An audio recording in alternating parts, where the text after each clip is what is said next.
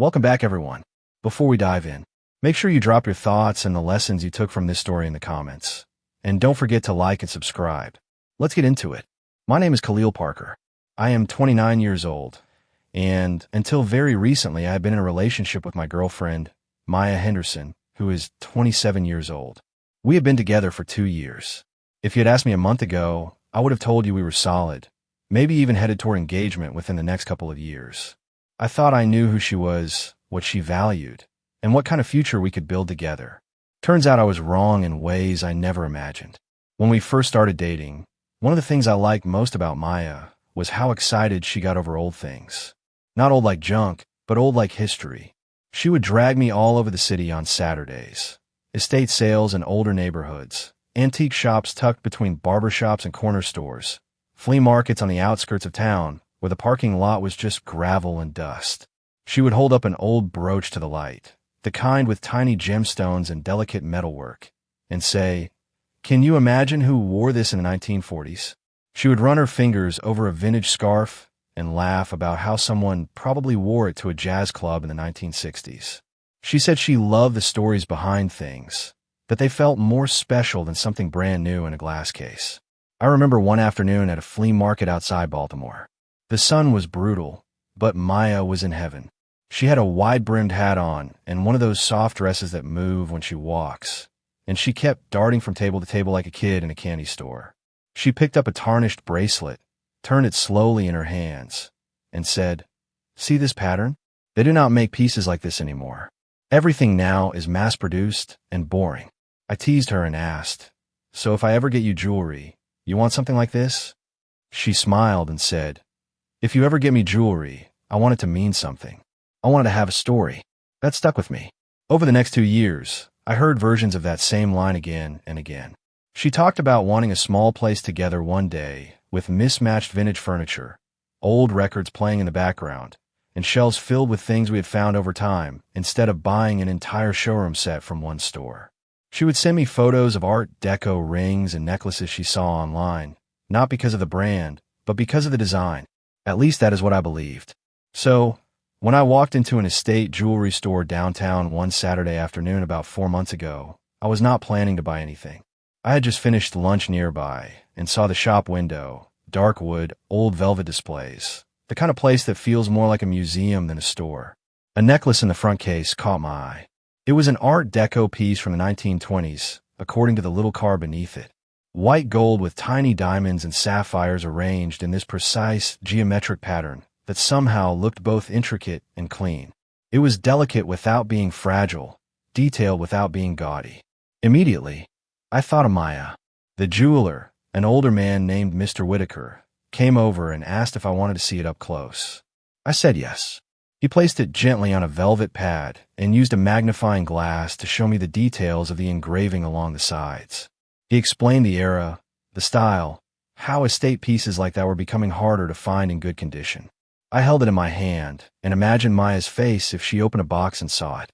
"My girlfriend loves vintage jewelry," I said. "Real vintage, with history behind it. She has always talked about Art Deco pieces." Mr. Whitaker nodded. "Then she will appreciate this. It is a good example of the period, strong design, quality craftsmanship. The stones are small, but they are well cut. It is subtle, but not plain." When he told me the price, $5,000, I felt my stomach clench. That was not casual money for me. I work a regular job. I pay my bills. I save. But I'm not rich. Still, I had already been setting money aside for our upcoming anniversary. I had not known exactly what I wanted to buy, just that I wanted it to be meaningful. I asked questions. I asked about authentication, about the metal, about the stones, about the clasp. I asked if he could provide paperwork, a full breakdown, all of it. He did not seem offended by my caution. He actually seemed pleased that I cared. Over the next 3 months, I went back and forth with Mr. Whitaker a couple of times. He had the necklace cleaned. He examined the clasp and tightened it. He completed a fresh appraisal and printed an itemized receipt with every detail. While I kept paying down the balance, I found myself imagining the moment she would open the box. In my head, she would see the necklace, recognize the style, and maybe tear up a little. She would say, "You listened. You really know me." That fantasy kept me going when I was tired or frustrated from work. Our anniversary dinner was set for a Saturday night at a nice Italian place in downtown Baltimore.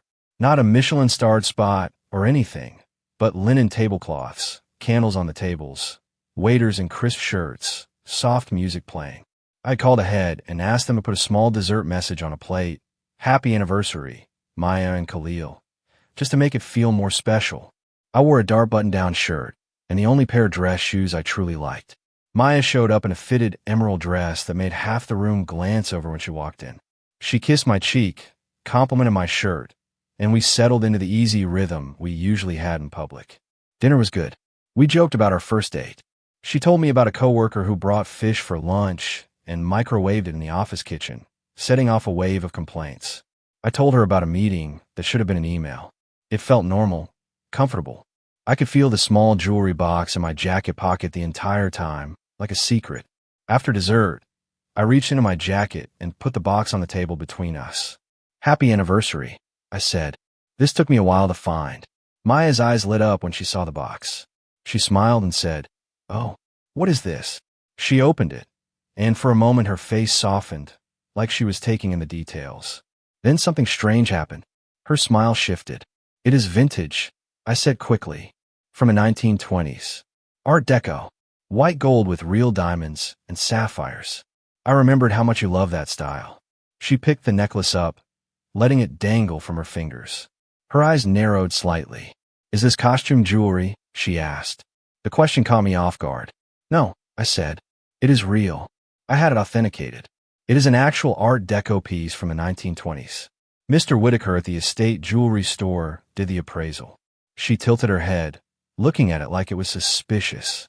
"It looks like something from a cheap vintage store," Maya said slowly.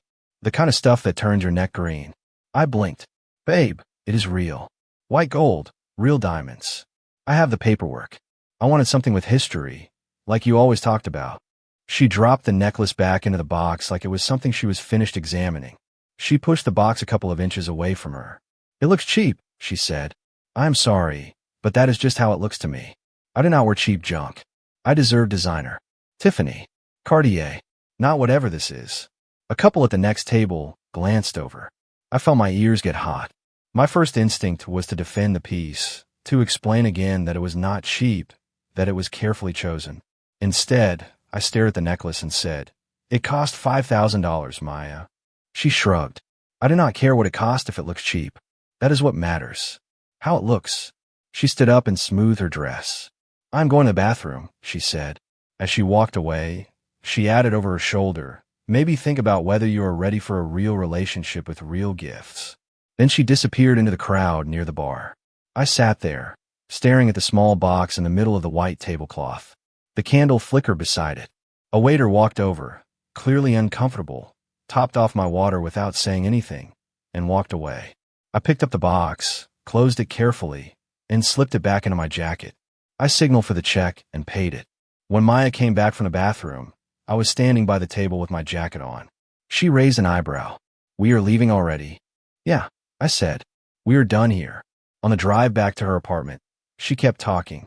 "You know," Maya said, staring out the window, "my friend Tasha at work has been dating her boyfriend for 6 months, and he just got her a Tiffany bracelet. They have not even hit a year yet.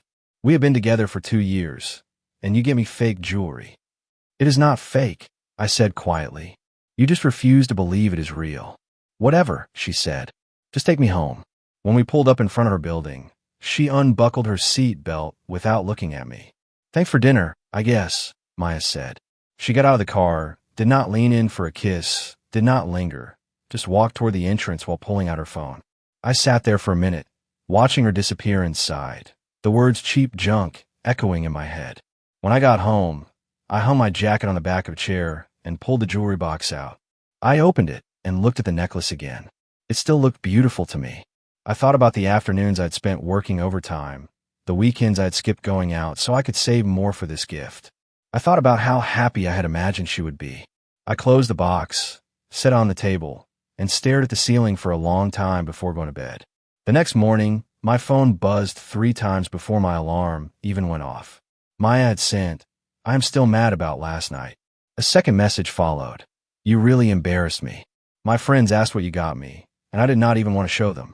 A third message said, you need to think about how that made me look. I read the text, set my phone down, and did not respond. Instead, I got dressed, put the necklace back in its box, slipped it into my jacket pocket, and drove downtown to see Mr. Whitaker. When I walked into the shop, the bell above the door jingled. He looked up from behind the counter and smiled. Khalil, right? How did she like it? He asked.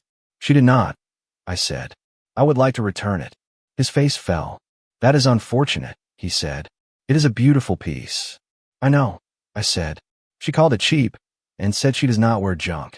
He winced slightly. I'm sorry to hear that. I could give you $4,200 back. I will have to account for the cleaning and the authentication work.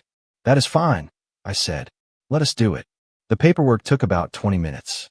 While he filled out the forms, I asked for a copy of the itemized receipt, including the original price, the cleaning cost, and the authentication fee.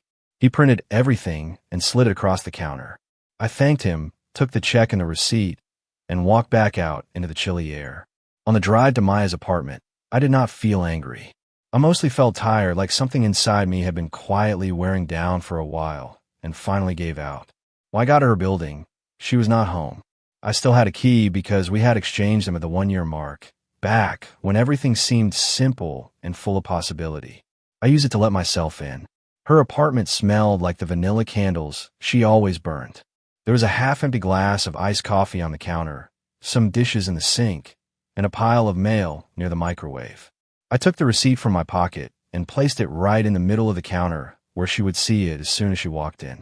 I looked around once, then locked the door behind me and drove back home. Around 6 o'clock that evening, my phone started going off nonstop. 12 missed calls, 15 text messages, all from Maya. The text came a rapid stream. Call me. Where's the necklace? Tell me you did not return it. Then, you spent $5,000, followed by, call me right now. I let it go for an hour, then finally called her back. She answered on the first ring. Where's the necklace? Maya demanded, skipping any greeting. Her voice sounded panicked. I returned it, I said. To the jeweler. What do you mean you returned it? She said. You cannot just do that. You said it was cheap junk, I replied. So I took it back to the jeweler. It seemed fair. That was before I knew how much it cost, Maya said. You did not tell me it was $5,000. I tried to, I said. You did not want to listen. You pushed it away and told me you deserved designer. I did not throw it away, she said. You make it sound like I put it in the trash.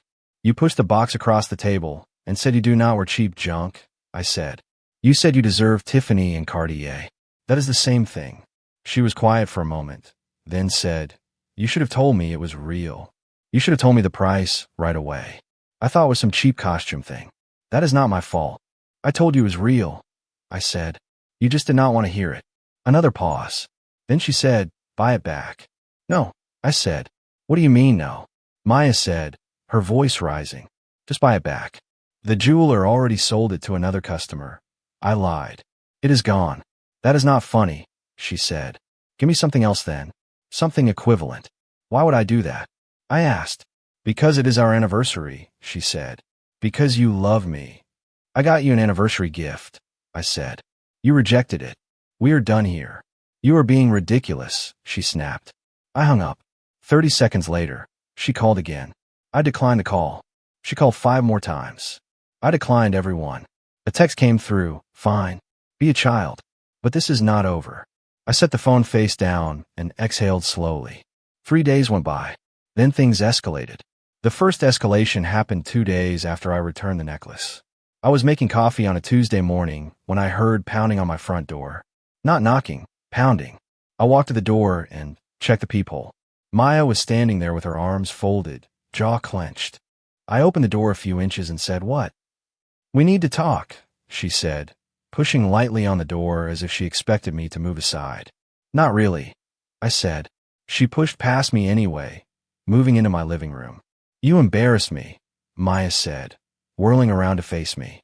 "My friends asked what you got me, and I had to tell them my boyfriend gave me an expensive gift and then took it back like some petty child. You could tell them the truth," I said, "that you called a $5,000 necklace cheap junk, and I returned it. You do not have to mention the amount if you do not want to." They do not need to know how much it cost, she said sharply. Why not? I asked. That is the part you care about now. You did not care about the cost when you thought it was cheap. She crossed her arms. You owe me a proper gift, Maya said. I gave you one. I answered. No, she said. You gave me something that was not my style. And when I told you that, you threw a tantrum. I laughed once, a short sound, because the revision of reality was so blatant. You did not just say it was not your style, I said. You said, and I quote, I do not wear cheap junk. I deserve designer. I was being honest, she said. Communication is important in relationships. Great, I said. Here is my honest communication. We are done. Her face went pale. What? This relationship, I said. It is over. You are breaking up with me over a necklace. Maya asked, her voice tightening. I am breaking up with you because you show me who you really are, I said. Someone who values things based on price tags. Someone who would rather have a logo on a box than something meaningful. That is not someone I want to be with. You are serious? She asked. Yeah, I said. I am serious. Over a stupid necklace, she said. Over your reaction to it, I said. Yes. She stared at me for a long moment. I watched her expression shift from shock to anger to something smaller and more calculated. Fine, Maya said finally, if that is how you want to play it. She walked to the door and opened it. But you're going to regret this. Then she left. I locked the door behind her and stood there for a long time, listening to the quiet. 5 days passed after that before I realized how far she was willing to go. On day one of the aftermath, her best friend Shanice texted me. Hey, she wrote. I heard you two are having issues. Maya is really hurt. She told me about the necklace. I think you're being unfair. She did not know it was real. You should apologize and maybe get her something from Tiffany to make up for it. I stared at the message for a minute and then replied. She insulted a gift I spent 3 months finding because it did not have the right brand name. We're done. Please do not contact me about this again. Shanice wrote back, wow, so you were just going to abandon her like this? Real mature. I blocked her number. On day 2, Maya's mother called. I did not answer, but she left a voicemail. Hi, Khalil. This is Angela, Maya's mother. She told me what happened. I think you two need to sit down and talk this through. Relationships require compromise. Maybe you could try to look at her perspective. She has certain standards and expectations. That is not wrong. Call me back, and we can arrange a time to all talk together. I listened to the entire message, deleted it, and did not call back. On day 3, I came home from work and saw someone sitting on the floor in the hallway outside my apartment door. It was Maya. She was scrolling on her phone, leaning against the wall. When she saw me, she stood up. We need to talk, she said. No, we do not, I answered. I moved toward my door. I have been thinking, she said, following me. Maybe we rushed into breaking up. Maybe we can work through this. There is nothing to work through, I said. We are not compatible. You are being stubborn, Maya said. I'm being clear, I replied. You want someone who will buy you status symbols. That is not me. That is not fair, Maya said. I just want nice things from someone who loves me. Then you should find someone else, I said. Goodbye, Maya. I unlocked my door, stepped inside, and closed it. She banged on the door for about 5 minutes, alternating between calling my name and telling me I was overreacting. Eventually she stopped. I watched her leave through the peephole. On day 4, my coworker Tyrone mentioned at lunch that someone had called the office asking for me. Some woman called, he said it was an emergency. Reception told her they could not transfer personal calls and asked what kind of emergency. She hung up. Do you know anything about that? I sighed. Probably my ex, I said. She has not accepted that we are done. Tyrone grimaced. That is messy, he said. Be careful, man. On day 5, I got a text from a number I did not recognize. Hi, this is Latoya, one of Maya's friends. She does not know I am texting you. She is not eating. She is barely sleeping. She really loves you. She made a mistake. Can you please just talk to her? She is ready to apologize. I replied, if she wants to apologize, she can text me herself from her own number. But I am not interested in getting back together regardless. The response came a minute later. She is too proud to reach out first. You know how she is. Yes, I wrote back. I do. That is why we are done. After that, there was no response. Around that same time, I learned something interesting. Remember how I told Maya the jeweler had already sold the necklace? That had been a lie at the time. The day after the break in the hallway conversation, my phone rang while I was at my kitchen table. It was Mr. Whitaker.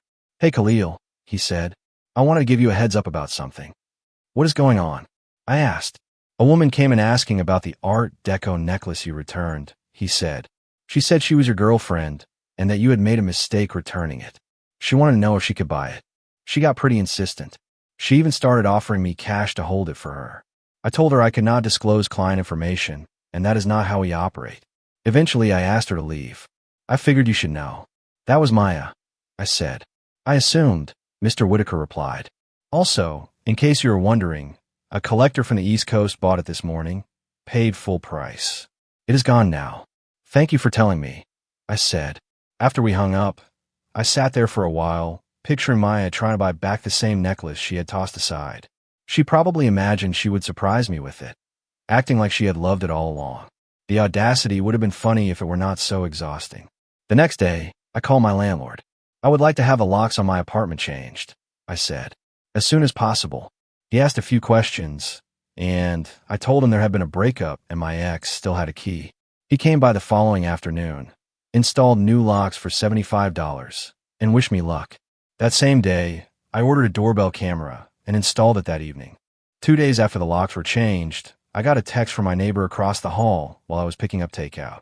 FYI, the text said, "Someone tried your door handle 3 times just now. Looked frustrated and left." When I got home, I checked the doorbell camera footage through the app. Sure enough, there was Maya, trying the key, frowning, trying again, then walking away with her mouth pressed into a tight line. I watched the clip twice, then saved it. But that was still not the main event. 3 days later, Maya created a group chat and added me, her 2 best friends, her mother, and my friend Tyrone. The first message she sent into the chat said, "Since Khalil will not communicate like an adult, we are having a group intervention. Everyone here cares about both of us and wants to see us work this out." I left the group chat immediately. Within minutes, I received individual texts. From Angela, "Please stay in the chat. We all want to help." From Shanice, "This is important. Do not be immature." From Latoya, "You owe it to her to at least listen." From Tyrone, "Man, what is this? I did not agree to be part of this." I replied only to Tyrone. "I have no idea," I wrote. "She is not accepting the breakup. Just ignore them." He replied, "Already did." This is wild. The others I ignored. I blocked the group chat and went about my day with a knot in my stomach that would not go away. Then came the credit card incident. One morning, about a week after the group chat stunt, I got a notification from my bank's app while I was making breakfast. It showed a pending charge for $3,200 at a jewelry store about 2 miles from Maya's apartment. I had not been to any jewelry store since returning the necklace. I called the credit card company immediately. After verifying my identity, I said, "There is a $3,200 charge at a jewelry store that I did not make." The representative asked, "Do you still have your card in your possession, sir?" I pulled out my wallet and checked. "Yes," I said. "It is right here. Someone may have your card number," she said. "We will open a fraud investigation and send you a new card. That charge will remain pending while we review it, but we have documented that you are disputing it." 2 hours later, while I was at home on my laptop, my phone rang. It was Maya. Against my better judgment, I answered. "Hey," Maya said, sounding excited. "I did something really special." My stomach dropped. "What did you do?" I asked. "I know you felt bad about the necklace situation," she said. "So, I went to Tiffany and picked out this gorgeous bracelet. I had them charge it to your card. I saved your card information from when you paid for dinner last month. Remember? I figured we could call it even. Fresh start." I was silent for a long moment. Then I said, "You stole my credit card information and made a $3,200 purchase without asking me." "Stole," Maya repeated. "Do not be dramatic. We are together. Couples share finances." "We are not together," I said coldly. "We broke up. And even if we were together, you do not get to use my card without asking me." "We are just having a fight," she said. "We are working through it. And I bought something for us. Something nice. You are really going to make this a whole thing." "I have already filed a fraud report with the credit card company," I said. "That charge is getting reversed. And if you do not return that bracelet, they are going to investigate you for fraud." "You would not do that to me," she said. You did it to yourself, I replied, and hung up. 30 minutes later, Angela called. This time I answered, curious what angle she would take. You filed a police report on my daughter? She demanded. No, I said. I filed a fraud report with my credit card company because she used my card without permission. She was trying to fix things by stealing from me. It is not stealing if you are in a relationship, Angela said. We are not in a relationship, I said. We broke up. She used my financial information without my consent. That is fraud. You are going to ruin her life over this, Angela said. She ruined her own situation by committing a crime, I said. She has until the end of business today to return that bracelet to the store. If she does, the credit card company will reverse the charge, and that will be the end of it. If she does not, they will continue their investigation, and law enforcement can become involved. That is her choice. Before she could respond, I hung up. An hour later, my credit card company called back. Mr. Parker, the representative said, we have an update on the disputed charge. The merchant confirmed that the bracelet has been returned and refunded. The charge has been reversed. Thank you, I said. I hung up feeling both relieved and disturbed. At least she had returned it. That did not change what she had done. That night, my apartment building's front desk called. Mr. Parker, the receptionist said, there is a woman here saying she lives in your unit. She is asking for a key because she lost hers. She is not on your lease. What would you like us to do? Do not give her a key, I said immediately. She is my ex-girlfriend. She does not live here and has no authorization to enter. Understood, the receptionist said. Should we ask her to leave? Yes, please, I said. Thank you. I opened the building's security app on my phone and watched the lobby camera. Maya was at the desk, gesturing with her hands, arguing with the receptionist. Security stepped over. After a short conversation, she turned and left, her expression thunderous. 10 minutes later, my doorbell camera caught her in the hallway again. She walked up to my door and knocked. Khalil, I know you are in there, she said, knocking harder when there was no response. This is ridiculous. Open the door. She knocked for about 5 minutes, then reached into her bag, took out an envelope, and slid it under my door. That night, I was at my friend Tyrone's place watching a game. When I came home, the envelope was still there. I picked it up and opened it. Inside was a 3-page handwritten letter. The highlights included lines like, you have changed. You used to be generous. All my friends' boyfriends treat them better than this. I deserve someone who values me enough to buy me nice things. Another section said, the necklace incident was a misunderstanding, and you are using it as an excuse to be cheap. She wrote, I am willing to forgive you if you apologize and we start fresh. I stared at the words. I am willing to forgive you for a long time. She was willing to forgive me for buying her a $5,000 necklace she had called trash. She was willing to forgive me for her committing credit card fraud. The mental gymnastics were impressive in a way that made my head hurt. I took photos of the letter with my phone and saved them in a folder, just in case I ever needed them. The next morning, I got a text from Tyrone. Dude, he wrote, Maya showed up at my job asking where you have been. She said you were avoiding dealing with the relationship, and she needs my help talking sense into you. I told her I am not getting involved, and she needs to leave you alone. She called me a bad friend and left. Just a heads up. She seems unhinged. Thanks for the warning, I replied. Yeah, it is getting weird. Do not worry about talking to her. Ignoring her seems to work best. If we engage, she sees it as attention. If you say so, he wrote back. This is wild, though. That afternoon, my mother called from North Carolina. Did you break up with that girl? She asked. Yeah, I said. A few weeks ago. She called me. My mother said. She said you two were having communication issues, and she wanted my advice on how to reach you. What did you tell her? I asked. I told her that if you broke up with her, you probably had a good reason, and she should respect that, my mother said. She did not like that answer. She kept pushing, but I ended the conversation. Do you want me to block her if she calls again? Yes, I said. That would be a good idea. At that point, I decided I needed more than just screenshots and save voicemails. The next day, I took a personal day from work.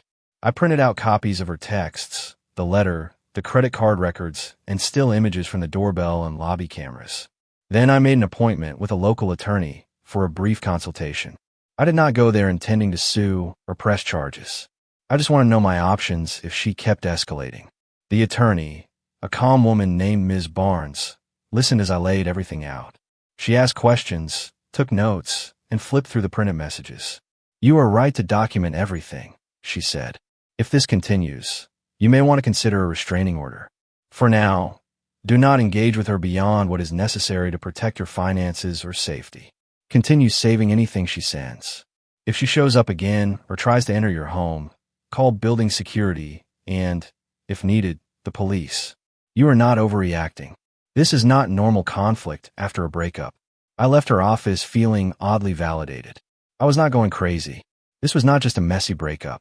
It was someone refusing to accept boundaries and consequences. I went home, made some coffee, and decided to take the rest of the day to decompress. I put on a movie I had been meaning to rewatch, sat on the couch, and tried not to think about Maya for a few hours. Around 11 in the morning, my doorbell rang. I checked the camera app on my phone. A delivery driver was standing there with a medium-sized box in his hands. I opened the door. Package for Khalil Parker, he said. I signed for it, thanked him, and brought it inside. The return address was a company name I did not recognize, but it looked like a shipping service rather than a store. I opened the box and froze. Inside, nestled in layers of bubble wrap and tissue paper, was the necklace. The same Art Deco necklace from the estate store. The same clasp, the same pattern, the same glint of diamonds and sapphires in white gold.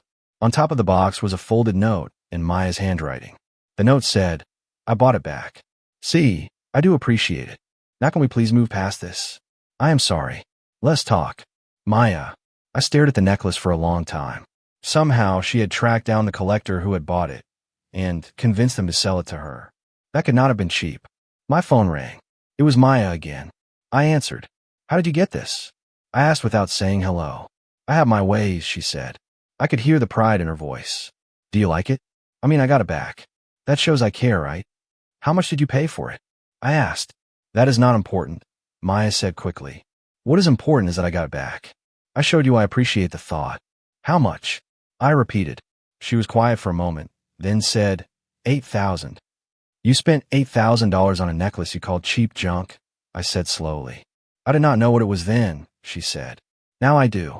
And I got it back to show you I appreciate the thought. I did this to prove I love you. To prove this relationship matters to me. Or, I said, you did it to prove you cannot handle losing. Why are you being so mean? She asked. I'm trying here. No, I said. You're trying to control the narrative. You messed up. I called you on it. You refused to accept that there were consequences. Now you're trying to buy your way out of them. With whose money did you buy this? There was a longer pause. Mine, she said finally. Where did you get $8,000? I asked. Another pause. Then she said, I borrowed it. From who? I asked.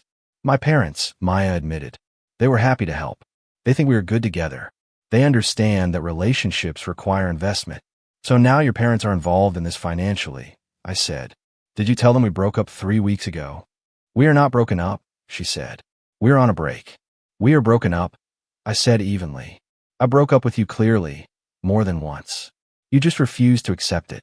Maya made a frustrated sound. Fine, she said. Keep the necklace. Do not keep it. I do not care. But we need to talk in person, face to face like adults.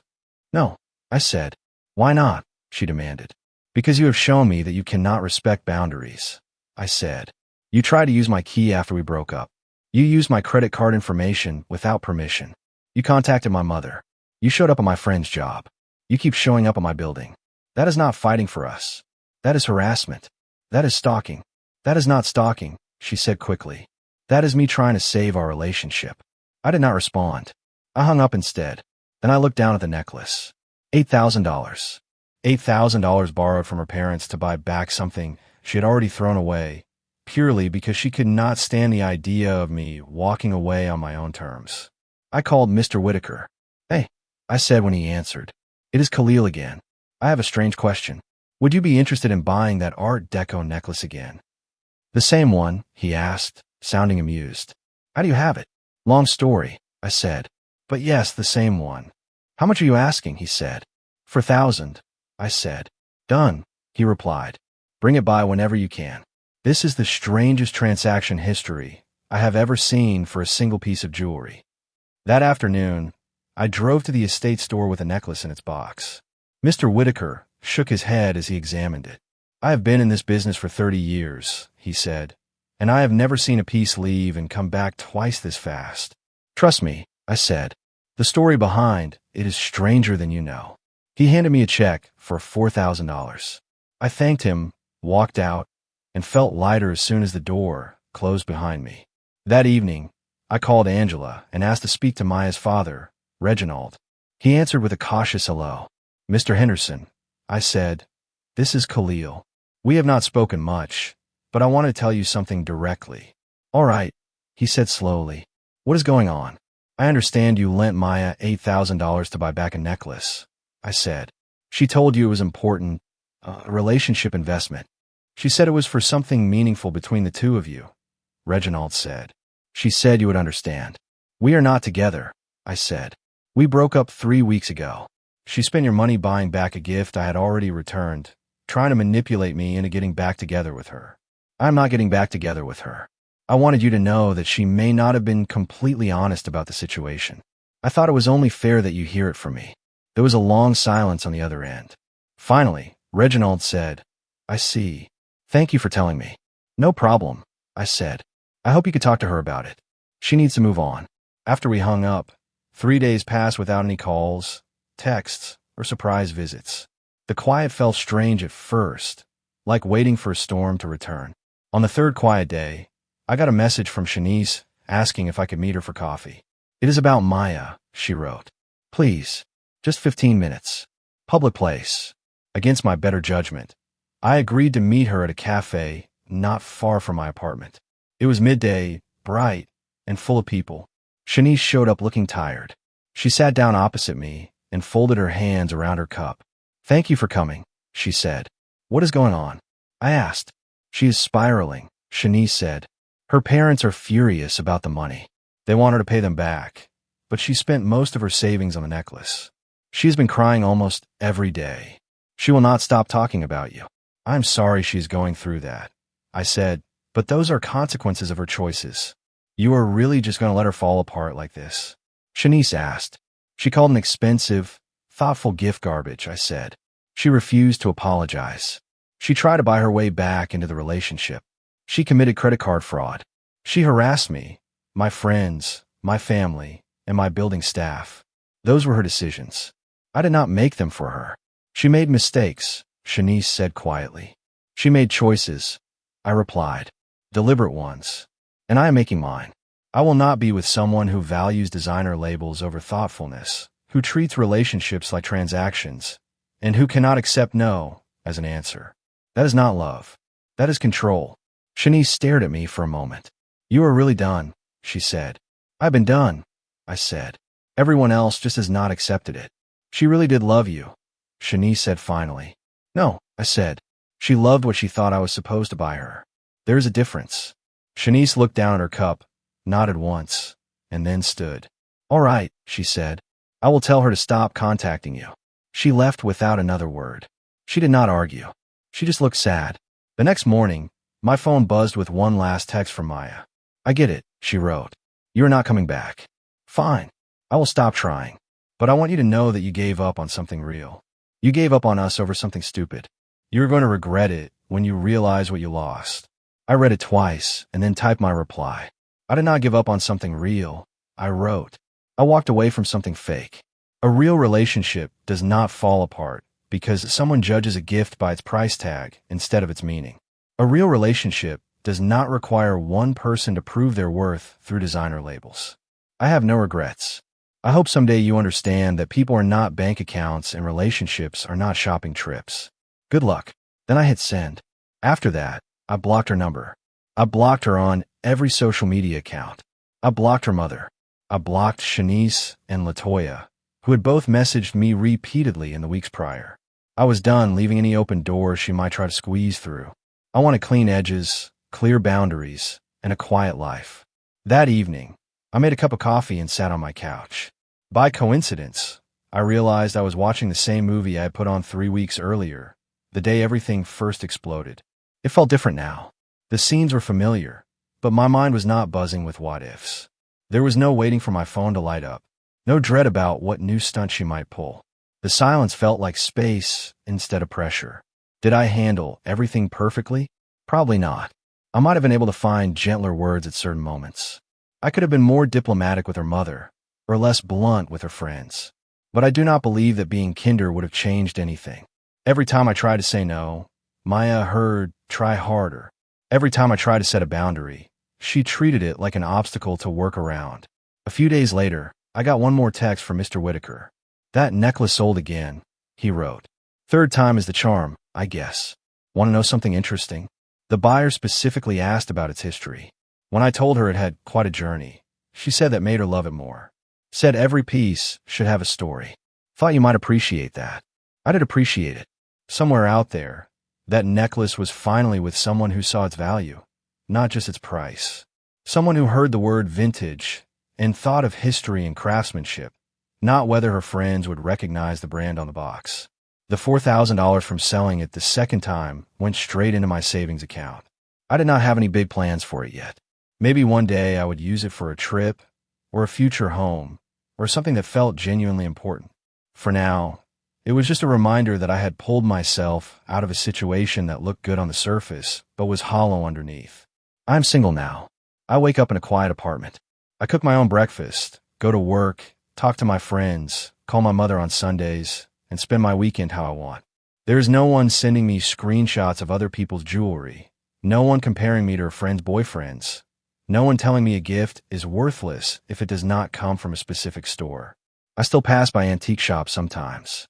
Every now and then, I look in the window at the old watches, rings, and necklaces and think about how much I used to enjoy those trips with Maya in the beginning. I realize now that I like them because I believe we both valued the same thing, meaning over appearances. I was wrong about her, but I was not wrong about what I want.